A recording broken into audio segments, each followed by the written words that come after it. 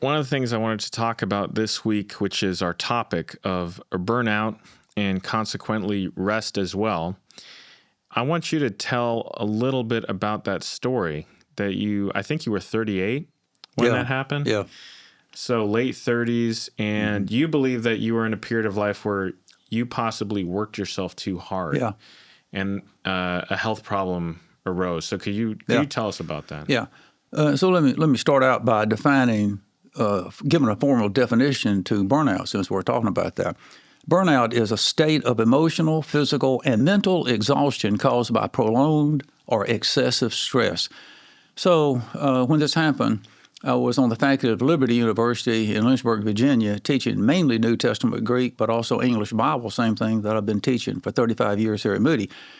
I enjoyed the ministry immensely. I just enjoyed it so much I didn't want to stop, and I didn't. For 7 days in a row, I kept doing this, and I thought I was doing God a favor by working so hard.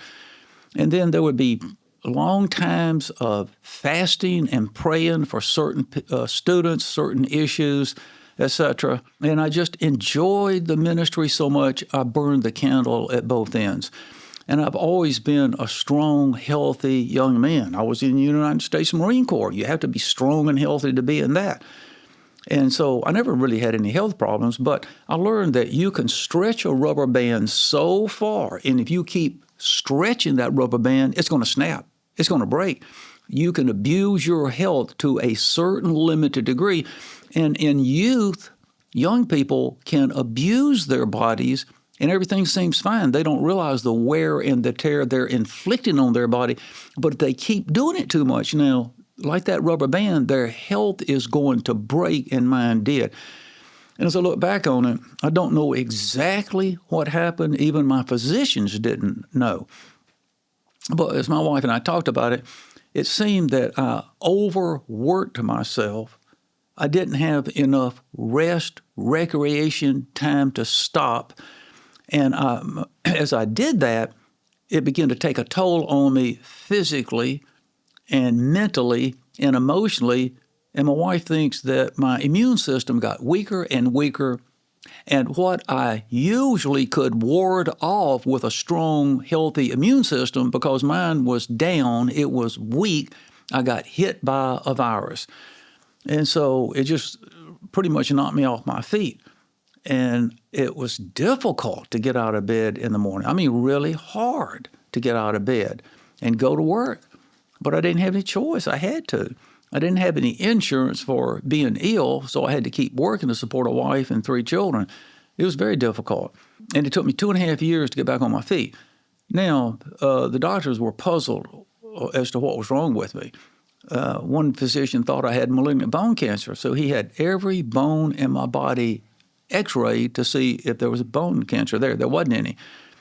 And then I was examined by physicians in Virginia, then in California, then in Mississippi, and then when I joined the faculty at Moody, I was examined by physicians here. Well, eventually, one did a liver biopsy on me, and I found out I had hepatitis C.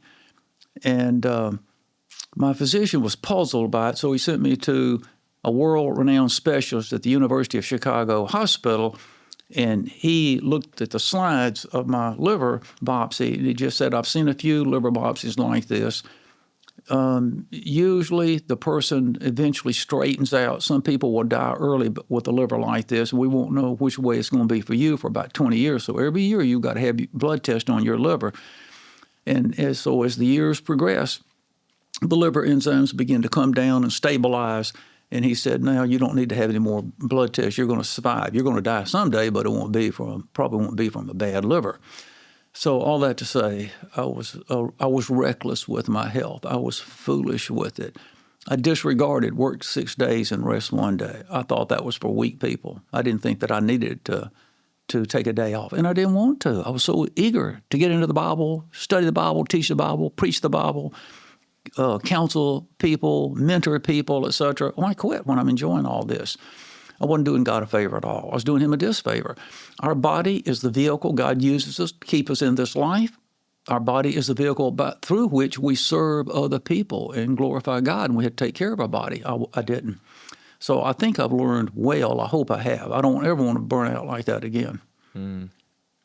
Looking back, is there some clear thing that you can look at that you would have done differently? Was it the Sabbath or? Oh yeah, I would have taken at least one day off each week and did no work. I would rest. I would have recreation, and I would like to spend that time with my wife and children to ensure they too were resting, and we all had, as a family, a time of change of pace and recreation.